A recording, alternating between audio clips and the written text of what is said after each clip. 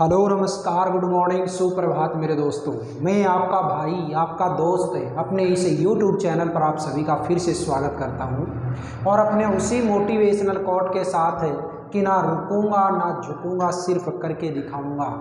आज का हमारा जो टॉपिक चलने वाला है दोस्तों, वो हम देखेंगे एरर फाइंडिंग। कौन से टॉपिक की? वॉइस वाले टॉपिक की। मैंने आप लोगों को पिछली जो 4-5 क्लासें थी उसके अंदर नरेशन के टॉपिक में जितने भी संभवतः मतलब जो क्वेश्चन बढ़ रहे थे, जितने भी पॉसिबिलिटी क्वेश्चंस के आने की थी, वो सारे के सारे मैंने आपको करवाने की कोशिश की। अब हम देखते हैं इस वॉइस के अंदर है। तो सबसे पहले बात तो ये आती है कि सर ये वॉइस है, वॉइस होता क्या है? क्या आपने पहले अपने इस वीडियो चैनल के ऊपर मतलब ये वीडियो जो है ये प्रोवाइड करवाई है क्या? तो देखिएगा, ध्यान से सुनिएगा मेरे साथियों। जो वॉइस का टॉपिक है उस वॉइस के टॉपिक को मैंने बड़े शानदार तरीके से अपने इस वीडियो के ऊपर डाल रखा है, अपने इस चैनल के ऊपर। लगभग ज़्यादा भी नहीं तो इसके तकरीबन शायद आपको 5 से 7 वीडियो जरूर मिल जाएंगे। अब ये चीज़ जो होती है वो इसके अंदर ये है क्या, एक बार के लिए मैं कुछ 2-4 मिनट के लिए इसको मैं रिवाइज कर दूं और उसके बाद में हम ये देखेंगे कि ये एरर फाइंडिंग है किस तरीके से हमें देखनी है। तो देखिएगा, मैंने आपको जब वॉइस का टॉपिक करवाया तो उस वॉइस के टॉपिक में मैंने बताया था कि वॉइसेज जो होते हैं वो हमारे 2 टाइप्स के होते हैं। एक हम बोलते हैं एक्टिव वॉइस, दूसरे को बोलते हैं पैसिव वॉइस। एक्टिव वॉइस का जो सेंटेंस होता है वो आपको दिया हुआ होता है और उसको पैसिव वॉइस में चेंज करवाता है। कब के बात आती है? जब आप स्कूल लेवल के ऊपर सीखते हो।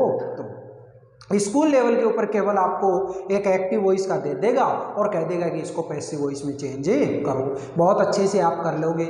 लेकिन यहाँ पे एरर फाइंडिंग की जब बात आती है तो ये जो दिया गया जो सेंटेंस है, सेंटेंस आपका पैसिव वॉइस का दिया हुआ होगा और फिर कहेगा कि इसके अंदर क्या मिस्टेक है, उस मिस्टेक को आप फाइंड आउट करिएगा। मिस्टेक को तो हम फाइंड आउट तब कर पाएंगे जब हमें दिए गए जो रूल रेगुलेशन होते हैं वॉइस के, वो हमें पहले से आते हों। तो ध्यान से सुन लेना मेरे साथियों। मैं दोबारा से जितने भी इसके रूल रेगुलेशन हैं उनको एक बार के लिए मैं आपके सामने रिवाइज करता हूं, तो सुनिएगा।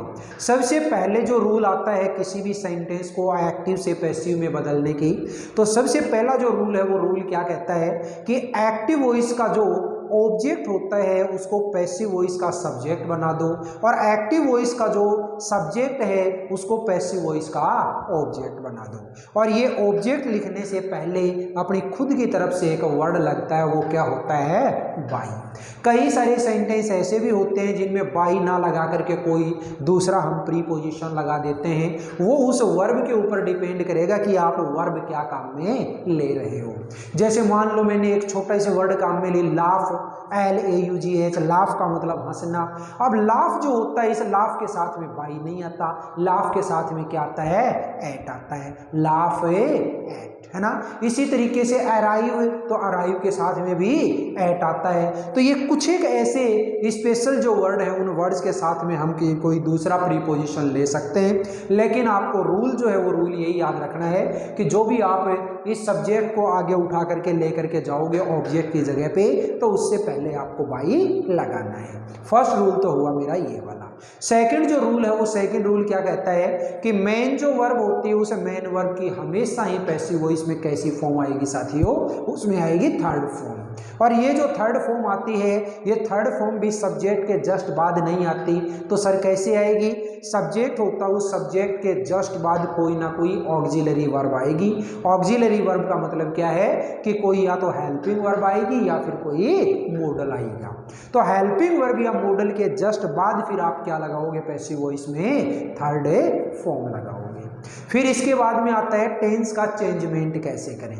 टेंस के चेंजमेंट की अगर बात आती है तो हमें इतना ही ध्यान रखना है कि अगर दिया गया जो सेंटेंस है एक्टिव वॉइस का, वो आपका प्रेजेंट सिंपल टेंस में है तो उसको किस में बदल दो?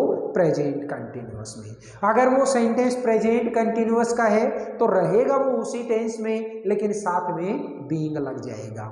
अगर वो सेंटेंस प्रेजेंट परफेक्ट टेंस का है तो वो किस में बदल जाएगा? Present perfect continuous. कंटिन्यूअस में। और अगर वो सेंटेंस प्रेजेंट परफेक्ट कंटिन्यूअस का है तो वो नो चेंज, उसको हम पैसिव वॉइस में चेंज नहीं कर सकते। फिर इसके बाद में पास्ट की बात करते हैं तो पास्ट सिंपल होता है वो किस में बदल जाता है, पास्ट कंटिन्यूअस में। पास्ट कंटिन्यूअस जो होता है वो रहेगा उसी टेंस में, लेकिन उसके अंदर क्या लग जाएगा, बीइंग। पास्ट परफेक्ट होता है वो किस में बदल जाएगा, पास्ट परफेक्ट कंटिन्यूअस में। और पास्ट परफेक्ट कंटिन्यूअस होता है वो नो चेंज। फ्यूचर की अगर हम बात करें तो फ्यूचर सिंपल होता है वो फ्यूचर कंटिन्यूअस में बदल जाएगा। फ्यूचर कंटिन्यूअस होता है वो नो चेंज। फ्यूचर परफेक्ट होता है वो फ्यूचर परफेक्ट कंटिन्यूअस में, और फ्यूचर परफेक्ट कंटिन्यूअस होता है वो नो चेंज। इस तरीके से टोटल जो आपके 12 टेंसेज हैं उनके अंदर से केवल 8 टेंस ऐसे हैं जिनको आप पैसिव वॉइस में चेंज कर सकते हो, और 4 टेंस ऐसे हैं जिनका पैसिव वॉइस नहीं बढ़ता है।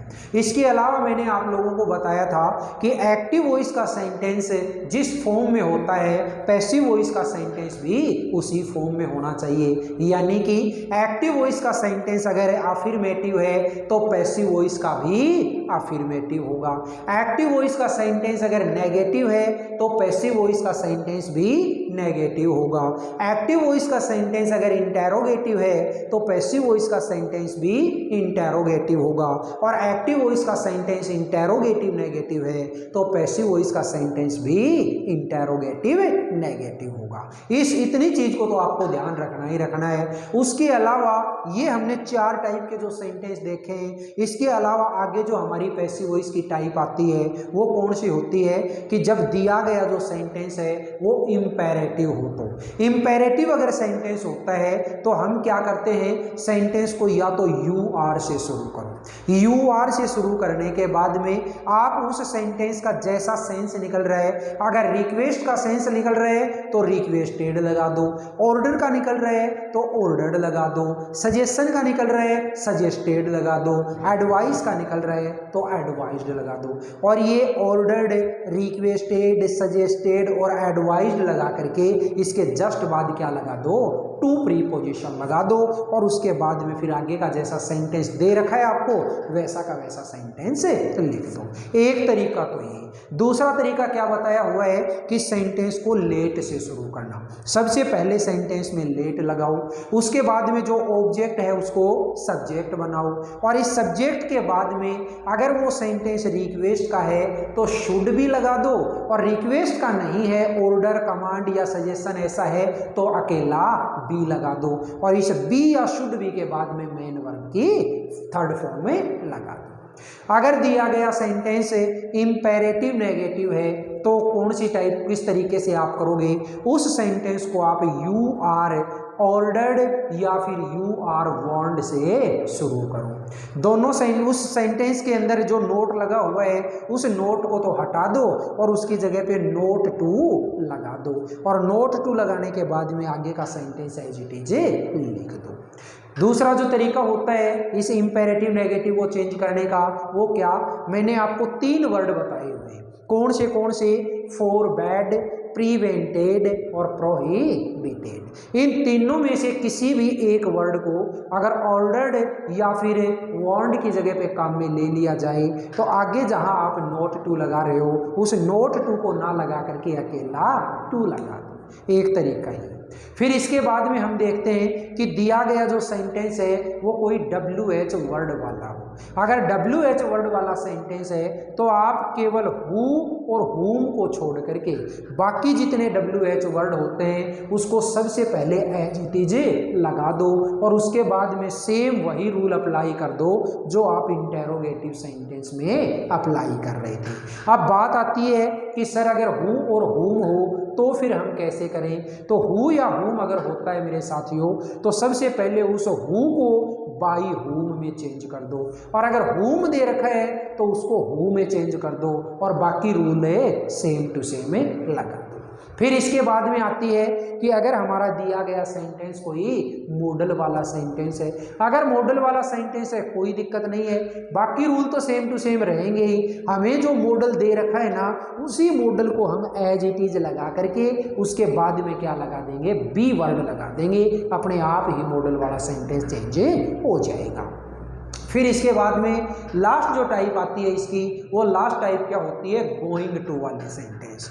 गोइंग टू वाले सेंटेंस अगर दिए हुए हैं, आपको कुछ नहीं करना, जो गोइंग टू दे रखा है उस गोइंग टू को एज इट इज काम में लेते हुए बस इसकी हेल्पिंग वर्ब का ध्यान रखना। अगर सिंगुलर सब्जेक्ट है तब तो इज गोइंग टू हो जाएगा, आई है तो एम गोइंग टू हो जाएगा, और अगर मान लो वो दिया गया सेंटेंस में जो सब्जेक्ट है वो प्लूरल है तो आर गोइंग टू हो जाएगा। जो भी गोइंग टू दे रखा है इस गोइंग टू के जस्ट बाद आप बी लगा दो और फिर मेन वर्ब की थर्ड फॉर्म लगाते हुए सेंटेंस को चेंज कर दो। ये इतने सारे जो रूल रेगुलेशन है, ये सारे के सारे रूल रेगुलेशन दोस्तों मैंने आपके रिवाइज किए हैं। अगर आपको बहुत अच्छे तरीके से इनकी तैयारी करनी है तो अपने इस चैनल के ऊपर आपको तकरीबन 5 से 7 वीडियो आपको वॉइस के मिलेंगे। उन वॉइसेज को आप वहां से जा करके देखिएगा और बहुत अच्छे तरीके से वो आपके क्लियर हो जाएंगे। अब देखिएगा, हम ये जो एरर फाइंडिंग है इस एरर फाइंडिंग को देखते हैं। ये जो रूल रेगुलेशन है ये मैंने आपके रिवाइज इसलिए किए हैं ताकि आपने अगर वो पीछे वाले वीडियो नहीं भी देखे हैं तो भी आप लोग इस एरर फाइंडिंग के टॉपिक को अच्छे से कर सकें। और अगर आपने देख रखे हैं तो कोई दिक्कत ही नहीं है, अगर देखा हुआ है तो आपका रिवीजन हो गया और भी शानदार बात है। अब हम देखते हैं इस एरर फाइंडिंग के टॉपिक को। तो यहाँ पे मैंने सबसे पहला जो क्वेश्चन लिखा है वो क्वेश्चन क्या है, the inspector arrested the robber and send him to prison, और आगे दे दिया नो एरर। अगर जिस भी पार्ट के अंदर आपको मिस्टेक दिखाई दे रही है तो उस मिस्टेक वाला पार्ट ही आपका आंसर हो जाएगा। अब मैं ऐसा नहीं करने वाला कि बेटा इस पार्ट के अंदर मिस्टेक है चलो ये आंसर, नहीं भाई, मैं आपको बताऊंगा कि मिस्टेक क्या है और किस तरीके से उस मिस्टेक को आप सुधार सकते हो। तो यहाँ पे जब आपने सेंटेंस देखा तो इस सेंटेंस के अंदर आपने ये देखा कि दिया गया जो सेंटेंस है इस सेंटेंस को मैंने जैसे ही पढ़ा तो इस सेंटेंस में एक वर्ब संबंधित गलती दे दी। वो क्या, सर आपने तो ये बताया था कि जब पैसिव वॉइस का जो हम सेंटेंस देते हैं लिखते हैं तो उसके अंदर आने वाली जो वर्ब होती है वो वर्ब हमेशा कैसी होनी चाहिए, थर्ड फॉर्म में होनी चाहिए अगर वो पैसिव वॉइस में है तो।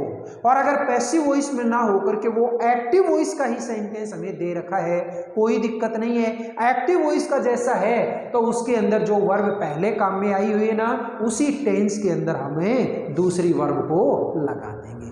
तो ये जो सेंटेंस है ये सेंटेंस हमारा कौन सा है, एक्टिव वॉइस का।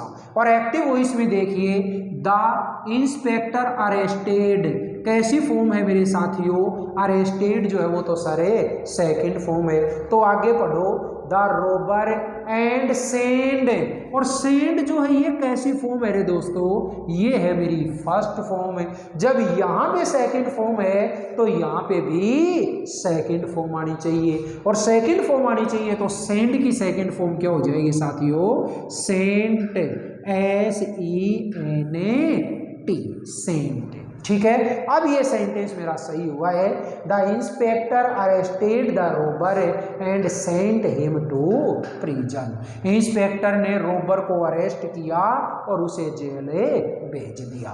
कौन से पार्ट में मिस्टेक है साथियों, ये है सी पार्ट में, तो ये लीजिए आपका सी पार्ट का आंसर। नेक्स्ट देखिएगा, अगला क्वेश्चन क्या दिया, it believed that Jhingur Babu was very rich in the village. ये देखो, अब ये जो सेंटेंस दिया है इस सेंटेंस के अंदर क्या है, इट बिलीव्ड, यहां इस पार्ट के अंदर मिस्टेक है। सर क्या मिस्टेक है, अरे देखो जब ये सेंटेंस है ये सेंटेंस आपका पैसिव वॉइस का है, तो पैसिव वॉइस का जो सेंटेंस होता है उसमें सब्जेक्ट के जस्ट बाद वर्ब नहीं आती, सब्जेक्ट के जस्ट बाद है कोई ना कोई हेल्पिंग वर्ब, यानी कहने का मतलब ये हुआ कि कोई ना कोई ऑक्सिलरी वर्ब आनी चाहिए, चाहे वो हेल्पिंग वर्ब आए चाहे वो मॉडल वर्ब आए।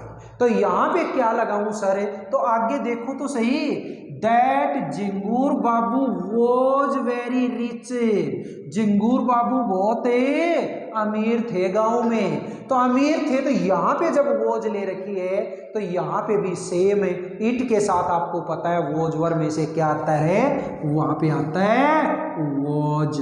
तो ये लीजिए, ये हम क्या भर देंगे, वॉज भर देंगे। बोलिएगा मेरे साथियों, समझ में बात आई कि नहीं आई। It was believed that Jhingur Babu was very rich in the village. ऐसा मानना जाता था कि झिंगूर बाबू गांव में सबसे धनी थे। कौन से पार्ट में मिस्टेक है? पार्ट नंबर ए में। ये लीजिए, पार्ट नंबर ए में मिस्टेक है। तो इस पार्ट नंबर ए की मिस्टेक को हमने बिल्कुल एकदम अच्छे तरीके से निपटा दिया। नेक्स्ट जो सेंटेंस है, ये नेक्स्ट सेंटेंस देखो, we were pleased by the news which we had received a day before. यहाँ पे देखो, अगर बहुत ध्यान से देखोगे, क्योंकि एरर फाइंडिंग के जो क्वेश्चन है, इस एरर फाइंडिंग के क्वेश्चन में अपना दिमाग हर तरीके से घूमना चाहिए, तभी आप क्वेश्चन को कर पाओगे। यहाँ पे दिया गया जो क्वेश्चन वो क्या है? वी वर प्लीज्ड, और प्लीज्ड के बाद में आने वाला जो प्रीपोजिशन होता है वो प्रीपोजिशन बाय नहीं रहे, वो क्या आता है? Pleased with. क्या होता है? विद होता है। तो we were pleased with the news which we had received a day before. ठीक है, उस न्यूज को सुनकर के हम बड़े खुश हुए जो हमने एक दिन पहले ही सुनी थी। नेक्स्ट देखिएगा, अगला जो सेंटेंस है वो क्या है? My mother suggested me that I should write to her at least 2 letters every month. ध्यान से देखिएगा मेरे दोस्तों, यहाँ पे दिया गया जो सेंटेंस का पार्ट नंबर 1 है, इसके अंदर एक वर्ब काम में ले रखी है सजेस्टेड। और याद रखिएगा, सजेस्टेड जो वर्ब है इसके साथ एक फिक्स प्रीपोजिशन काम में आता है, और वो फिक्स प्रीपोजिशन कौन सा होता है साथियों? टू होता है। कौन सा होता है? टू। तो यहाँ पे ये मिस्टेक थी कि टू नहीं लगाया, आपको ये टू लगाना है। My mother suggested to me that I should write to her at least 2 letters every month. मेरी मम्मी ने मुझे ये सुझाव दिया कि मुझे उन्हें कम से कम एक महीने में 2 लेटर जरूर लिखने चाहिए। नेक्स्ट देखिएगा, whom was JP Narayan called लोक नाइक। यहाँ पे देखो, ये जो सेंटेंस है, ये सेंटेंस कैसा है? मेरा इंटेरोगेटिव सेंटेंस है। कैसा है? इंटेरोगेटिव सेंटेंस है। और इंटेरोगेटिव जो सेंटेंस है, इस इंटेरोगेटिव सेंटेंस में क्या दे रखा है? सबसे पहले होम। और आपको पता है होम जो होती है वो तो ऑब्जेक्टिव फॉर्म होती है, और पैसिव वॉइस में जब भी ऑब्जेक्टिव फॉर्म हम लिखते हैं तो उससे पहले क्या लगाना होता है? बाई। तो यहाँ पे ये मिस्टेक छोड़ दी कि होम से पहले क्या नहीं लगाया? बाई नहीं लगाया। यहाँ पे क्या आना चाहिए? सबसे पहले बाय आना चाहिए। तो by whom was JP Narayan called Lok Nayak. JP Narayan को लोक नायक किसके द्वारा बोला गया था या पुकारा गया था? तो इसका कौन सा पार्ट है? पार्ट नंबर ए, ये लीजिए। और इस ऊपर वाले में भी कौन सा है? पार्ट नंबर ए, ये लीजिए। नेक्स्ट सेंटेंस देखो, he was extremely annoyed by his wife's unreasonable activity। देखो भाई, हमेशा याद रखिएगा, annoyed जो वर्ड होता है annoy, इस annoy के साथ में अगर हम किसी पर्सन का जिक्र करते हैं, किसी व्यक्ति विशेष का जिक्र करते हैं, तब तो इसके साथ में जो प्रीपोजिशन आता है वो क्या होता है? विद। ठीक है, annoyed with।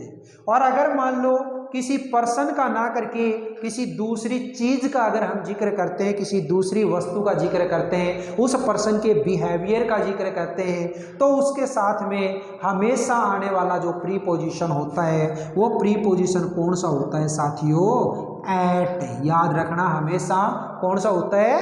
एट। तो यहाँ पे ये मिस्टेक छोड़ दी इसने, he was extremely annoyed at his wives unreasonable activity. ठीक है, कौन से पार्ट में मिस्टेक है? पार्ट नंबर ए, बी के अंदर। नेक्स्ट देखिएगा, Vinay said that the famous professor had been run over by a truck.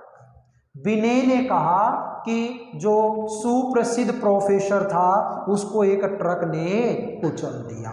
तो यहाँ पे ये दिया गया जो सेंटेंस है, इस सेंटेंस के अंदर कहीं कोई मिस्टेक नजर नहीं आ रही। इसका मतलब इसका जो आंसर है वो आंसर क्या है, नो एरर, यानी कि पार्ट नंबर है ई। ये लीजिए, आज की इस क्लास के अंदर मैंने वॉइस से रिलेटेड जितने भी रूल रेगुलेशन थे वो आप लोगों को बताए, और इस रूल रेगुलेशंस के साथ ही मैंने आपको ये 7 क्वेश्चन करवाए। बोलिएगा दोस्तों, आपको ये वीडियो समझ में आया या नहीं आया? मैं पूरे विश्वास के साथ कहता हूं, अगर आपने बहुत अच्छे तरीके से दिल से इस क्लास को देखा है, अगर बहुत शानदार तरीके से मन लगा करके आपने मेरे इस वीडियो को देखा है, तो इस वॉइस के अंदर चाहे आप स्कूल लेवल पे हो और चाहे आप कंपटीशन लेवल के ऊपर हो, आपका एक सिंगल क्वेश्चन भी आपका गलत नहीं होगा।